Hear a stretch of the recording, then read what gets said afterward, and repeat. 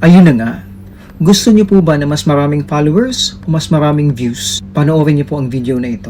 Isang mahalagang paalala lang po sa lahat po ng kapwa ko content creators, kung ikaw man po ay baguhan o pausbong pa lang o nasa larangan na po ng nagpaparami ng mga views niyo, nagpaparami ng mga followers niyo. Mamarapatin ko pong paalalahanan ko po kayong lahat na kung gusto po talaga natin ng kumita dito kay Meta ay hindi po sa pagpaparami ng following po nakikita po tayo. Dahil wala po sa following po yun. Nasa content po natin yun. Alam niyo po ba kung gaano kahalaga ng insights na nasa dashboards niyo po? Makikita niyo po dyan kung anong performance ng mga reels niyo at ng mga videos niyo. Kung sino-sino po ang mga nanunood doon. Kung saan-saan po nanggagaling yung mga nanunood niyo. Kung anong taon po ba yung mga nanunood ng mga videos at mga reels niyo po. Papakita ko po sa inyo ang insights ng dashboards ko po. Kung makikita niyo po dyan, tignan niyo po ng maigi. May following na po ako na 59k po. Somehow malaki na rin siya kahit papano. Pero kung titignan nyo po yan sa baba, tignan nyo po kung ilan lang po yung nanunood sa videos at sa reels ko po. Sa 59k na po yan, 9.3% lang po sa mga followers ko ang nanunood sa mga reels at videos ko po. Mas marami pa po ang mga non-followers na nanunood sa akin. Tignan nyo po kung gaano kalaki. Kaya hindi po basihan ang pagpaparami po ng followers natin.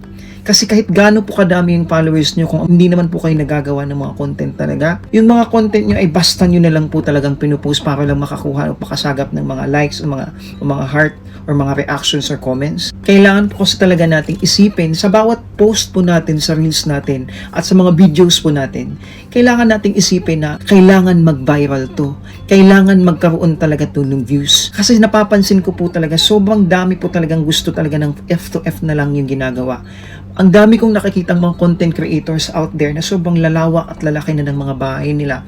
Pero pag tinignan niyo po yung mga views ng videos nila, sobrang liliit po ng mga views nila. Meron akong nakita, for example, nakita ko ang following niya is nasa 400 plus na. Pero nang tinignan ko yung mga reels niya at mga videos niya, I was wondering bakit kako meron lang siyang mga 100 views, meron lang siyang, may nag-views lang sa kanya 500, 1,000. The fact na napakalaki na ng following na you were thinking na nanunood talaga sa kanya, which isn't the case. Meron akong nakitang vlogger na ang following niya lang, nasa 12k lang po. Pero grabe po yung views ng reels niya at ng mga videos na po. Umaarangkada talaga, milyon-milyon yung views niya. Kaya sabi ko, hindi ko kailangan ng napakaraming following talaga. Kasi ang following po talaga is kusa po yung dumadating. Lalo na pag nakagawa tayo ng mga content talaga na kaaya-aya, napaka-quality content talaga.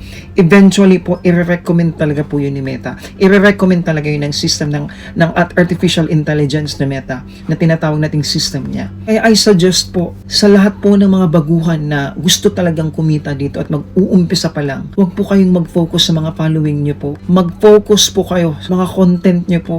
Pag-isipan niyo po ng mabuti. Ako man sa sarili ko, gusto kong palawakin yung views ko talaga. Hindi pa ako satisfied sa nakikita kong views sa mga reels sa mga videos ko. Gusto ko talagang lumawak pa ito. I work myself hard na content na relatable talaga siya sa mga nanunood. Content na selfless content talaga. It's not just about yourself. Kumbaga, nakakatulong siya sa kapwa content creators natin. Mamarapatin ko po uli kayong paalalahanan na mag-focus po sana tayo sa mga content po natin, hindi po sa following po. Wala kasi talaga sa following yon. Ang followers po natin ay kusang dadating. Mamahalin ka ng mga tao na yan pag nagustuhan nila yung mga content mo. For more tips and questions on creating reels, follow for more. Bye!